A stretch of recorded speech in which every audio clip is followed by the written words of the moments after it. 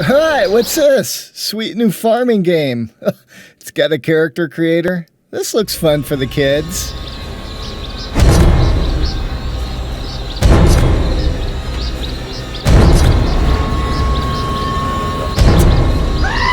the heck?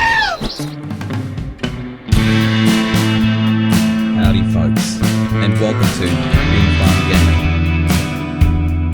Gaming. And this is our review of Farm for Your Life. I'd like to thank the publisher for providing me a review copy of the game prior to its release. It was developed and self-published by Secret Items Games. The game was originally released on June 24th for the Switch, PlayStation, and Xbox consoles for the price of $19.99, which is alright, because there's one thing we need more of on these consoles. It's bean farming games. Farm for Your Life is a welcome addition to consoles and specifically the Xbox, where I spent the majority of my playtime. Secret Items Games sent us over codes for both the Switch and Xbox consoles, so we were able to really look at the differences between the convenience of the portability of the Switch versus the raw power and graphical advantages of playing it on the Series X in glorious 4K.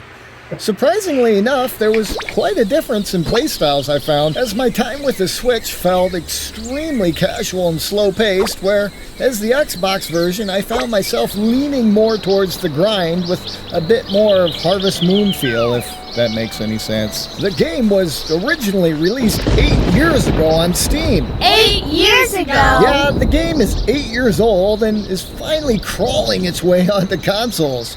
The basic game engine holds up, although it definitely retains the feel as it was ported from like a cell phone or PC build. The graphics hold up, which is boosted by the bright color palette and oversized characters. Aw, Dad! What are you playing? Did you hook up the Nintendo Wii again? Sweet, let me play. I want to use my Mii character. Ah, get out of here! No, it's not a Wii game. Although the resemblance between the characters and Mii characters is undeniable. I wonder what humans would look like if we were shaped like these guys. Nice!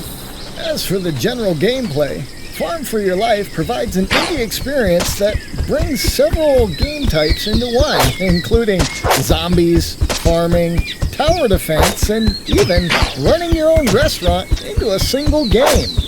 As much of the first half of the game, you'll find yourself doing fetch quests and building what will be the foundation of your farm.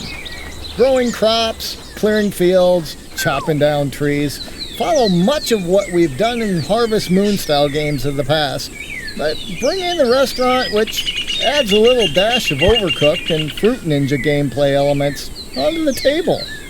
You find yourself packing the rundown church with tables and patrons just to earn a little extra coin to purchase those farm upgrades that will help automate or make harvest time just much more streamlined. This is all good and follows in the footsteps of many Farmville-style clickers. That is, until the sun sets and night falls upon the land. Your peaceful, happy little farm will soon be swarmed by herds of zombies if you haven't built defenses between each of your odd jobs.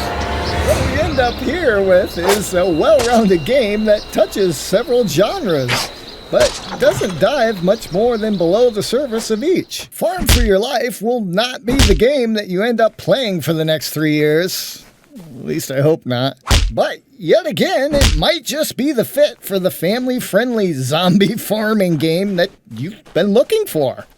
The game released with a few achievement-breaking bugs, and I understand this is a deal-breaker for many of you achievement and trophy hunters out there.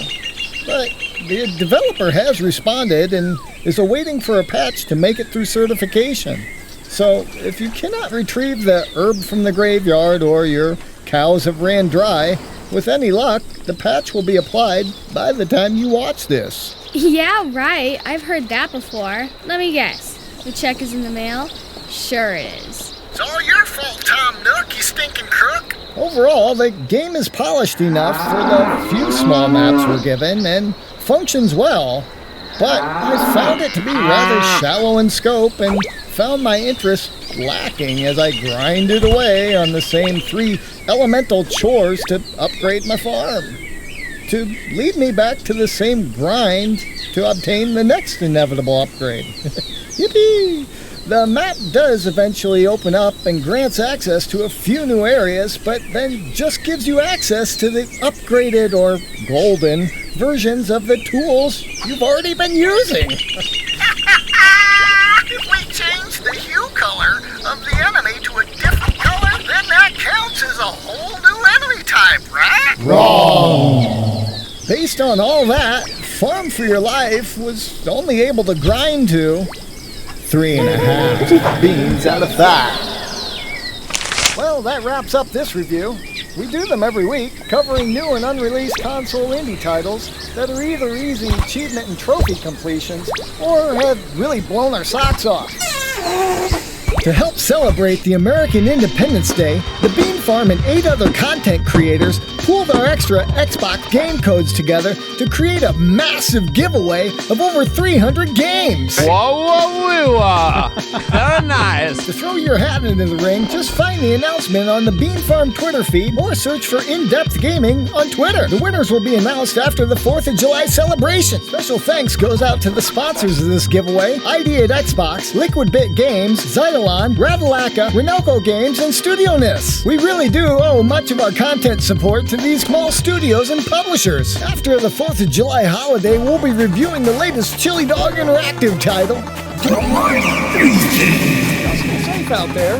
We'll see you next time on The Frog.